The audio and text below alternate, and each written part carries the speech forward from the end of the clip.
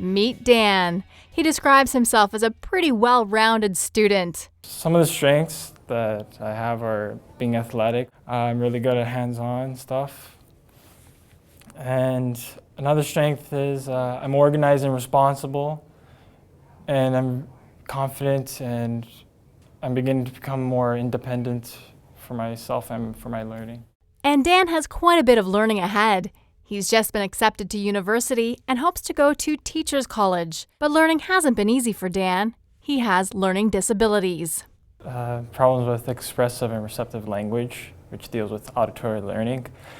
So let's see, for instance, in class, if the teacher's saying something like verbally, and I'm trying to write down notes, it just goes through one ear and goes out the other, so it's hard. Dan's mom had concerns when he was just a toddler. Because Daniel wasn't speaking.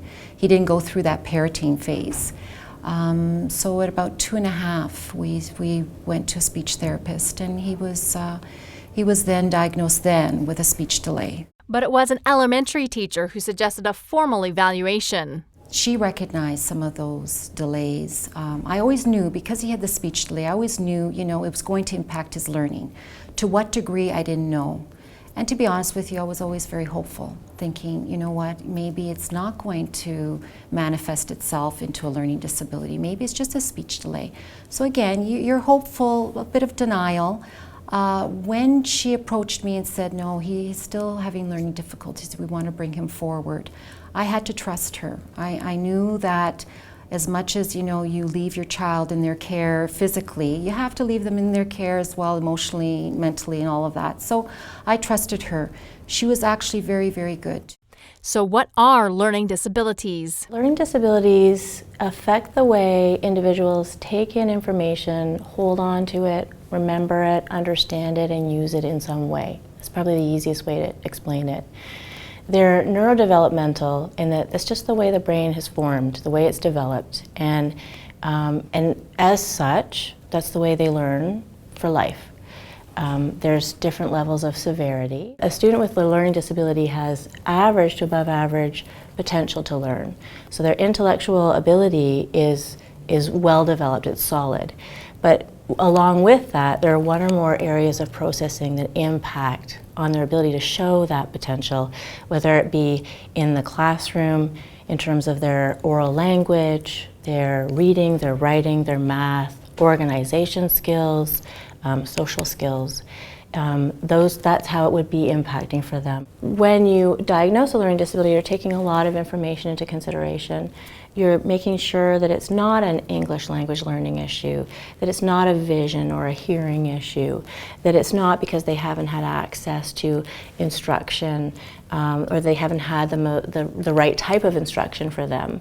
And it's not that there's been a missed opportunity for learning. Here are some first steps to nurture the potential. First of all, understanding what a learning disability is, understanding the importance of the IEP.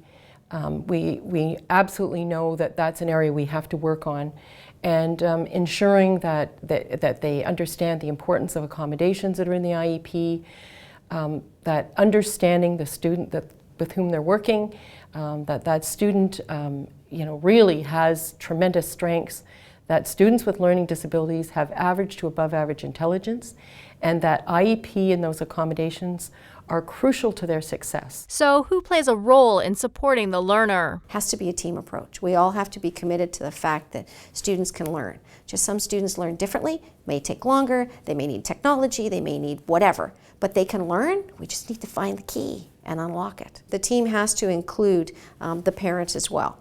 And we all need to work together to find out what's the best way to reach the student. So the parent and the student will consult about their individual education plan.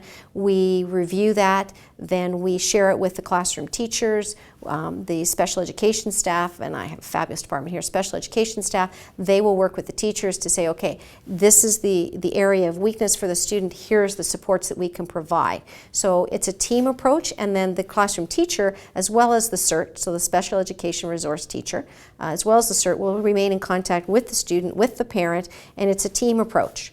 And then the students generally do a lot better. just talking with parents, whether on the phone or in person, is vital so that you can even kind of dig deeper with the students. So I find that really important. I think the consistency is really important for a student, and once they see that in different classes, it really helps them feel safe and supported, and that they know people are advocating for them as well. When you understand how you learn, that you have strengths, some areas that you have more difficulty with, but that there's a plan for success, that there are things that help you, and there are people who can help you when needed, then they feel empowered to learn. And when they're given that message of competence, we see a significant difference in how they're able to take on their learning. I've been asking my teacher for an outline of what's going to be mentioned in class, also an outline for tests, so I can plan ahead, so I'm working on my time management skills too.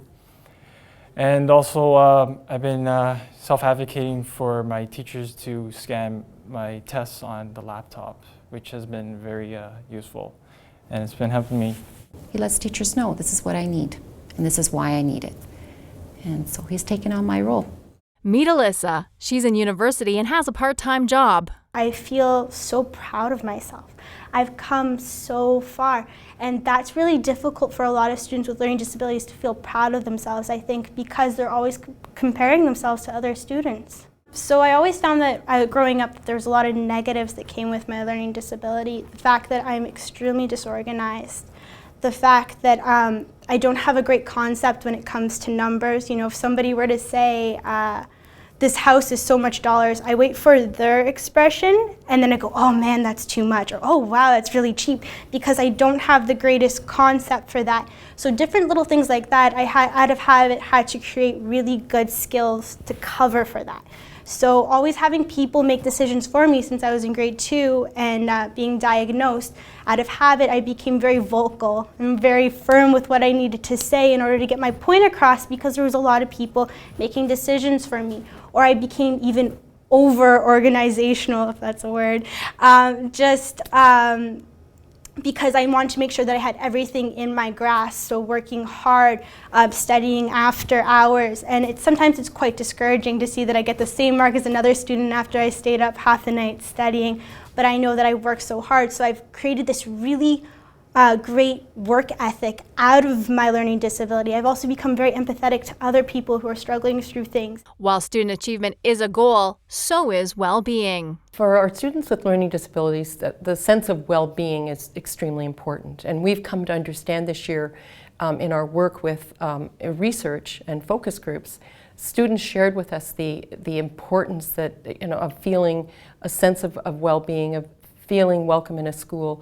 And they very much brought forward this whole idea of stigma, how they feel about having a learning disability, what they think others think about them.